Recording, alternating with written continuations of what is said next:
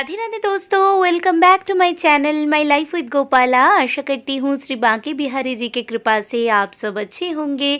दोस्तों, आप सबको विजयादशमी की हार्दिक शुभकामनाएं।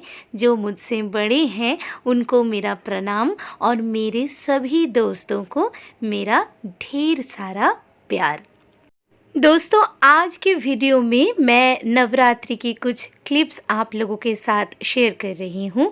पहले 2-3 दिन का वीडियो और शॉर्ट्स मैंने अपलोड किया था, फिर उसके बाद सेवा के काम में ही इतनी व्यस्त हो गई कि ठीक तरीके से वीडियो अपलोड नहीं कर पाई, बल्कि मैं वीडियो बना ही नहीं पाई ठीक तरीके से। एक तरफ मेरे लाडो रानी, लड्डू बाबू, मेरे श्रीमती जू, श्रीश और मेरे सभी आराध्य का सेवा करना, प्रॉपरली श्रृंगार सेवा, नित्य भोग निवेदन करना, और उसके बाद माता भी चौकी में विराजमान थी तो गणेश जी और माता रानी के लिए भी भोग बनाना, आरती करना। तो ये सब कुछ संभालते संभालते दिन कैसे बीत गया पता ही नहीं चला दोस्तों।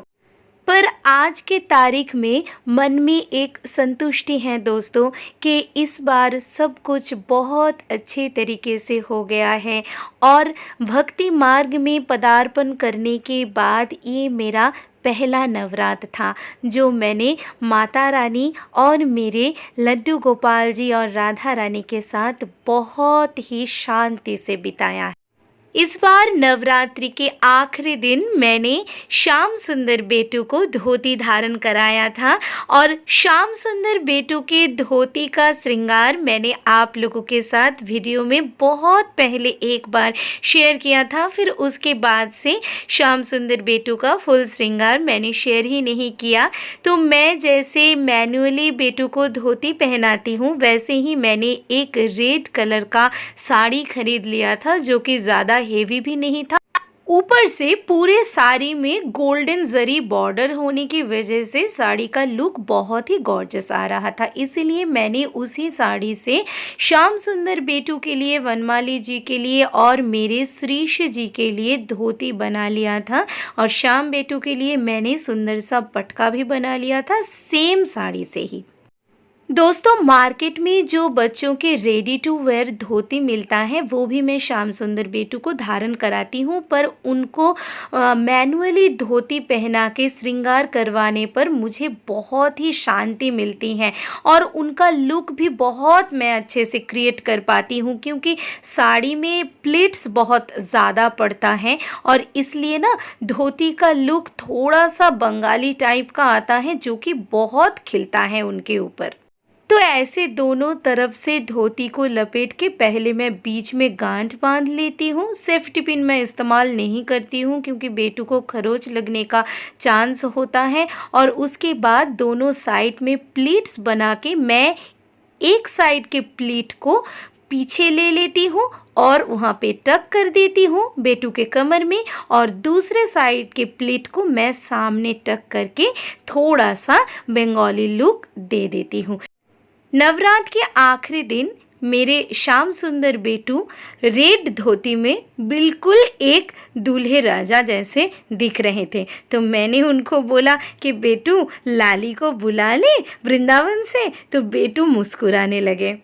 दोस्तों, आप लोगों के मंदिर में किसी भी प्रकार के, किसी भी भंगिमा के श्री विग्रह विराजमान क्यों ना हो, इसी प्रोसेस से आप भी उनको मैनुअली धोती पहना सकते हैं। यहाँ तक मैं तो अपने बांके बिहारी जी को भी कभी कभी धोती और कुर्ता ऐसे ही पहनाती हूँ, क्योंकि इसके वजह से जो धोती का प्लीट्स हैं वो हम लोगों को थोड़ा ज़्यादा मिल जाता है। इसके वजह से जो ठाकुर जी का रूप है ना वो बहुत ज़्यादा खिल उठता है। मुझे तो बहुत ज़्यादा पसंद है ऐसे इनका श्रृंगार करना।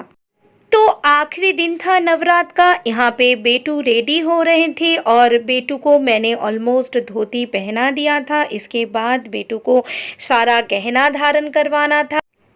चाहे कोई भी व्रत हो, चाहे कोई भी तिथि हो, पूजा हो, मैं ऑलमोस्ट पागल हो जाती हूँ दोस्तों, क्योंकि अकेले एक ही हाथ में एक साइड में भोग बनाना है, ऊपर से बारी बारी में सबको श्रृंगार सेवा देना है, आरती करनी है, सबको भोग लगाना है, सबको फिर से श्रृंगार उतार के शयन सेवा देना है। तो दोस्तों आप लोग समझ ही सकते हैं कितना टाइम इसमें लगता होगा। अगर कभी मैं पूरा वीडियो आप लोगों के साथ शेयर करने गई तो ऑलमोस्ट 2 घंटे का ये वीडियो बन जाएगा, सिर्फ सब कुछ संभाल के समेट के सबको ठीक ठाक करके बिठा के आरती करने में ही 1.5 घंटा टाइम मेरा लग जाता है, और भोग लगाते लगाते 2 घंटा तो यूं ही कहाँ से गायब हो जाता है, पता ही नहीं चलता है।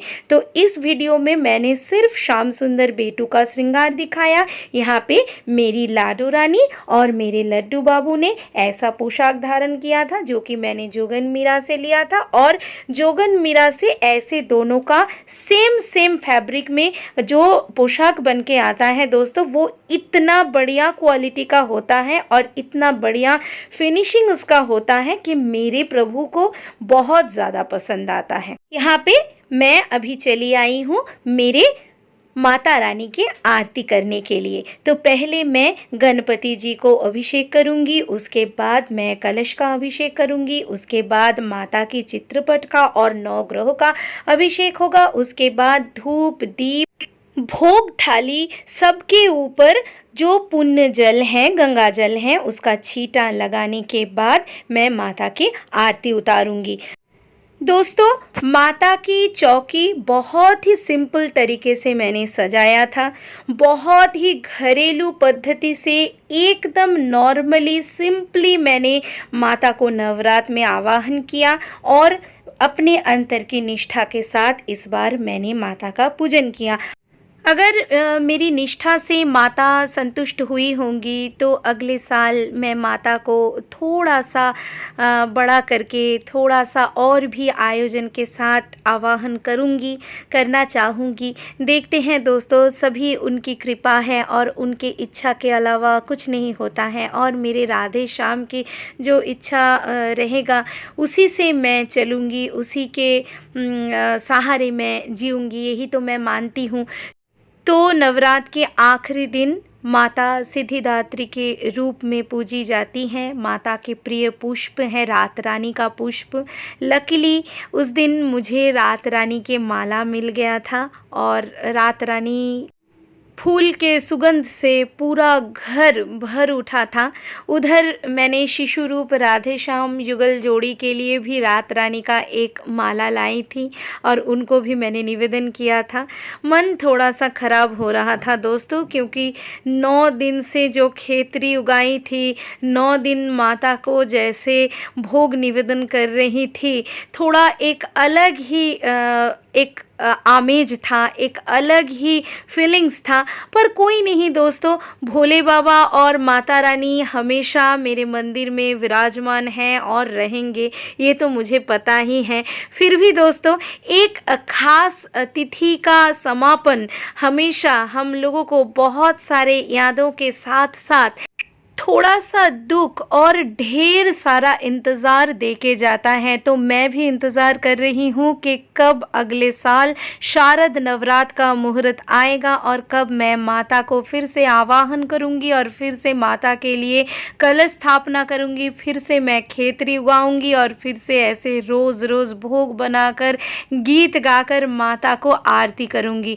और दोस्तों, इसीलिए हमारे जीवन कृष्णमय होने के लिए ही हम भक्त कभी अकेले और मायूस महसूस नहीं करते हैं, क्योंकि सभी पूजन, सभी तिथियां खत्म होने के बाद भी हमारे युगल सरकार, हमारी प्यारी राधा रानी और हमारे प्यारे गोपाल जी हमारे साथ कभी नहीं छोड़ते हैं।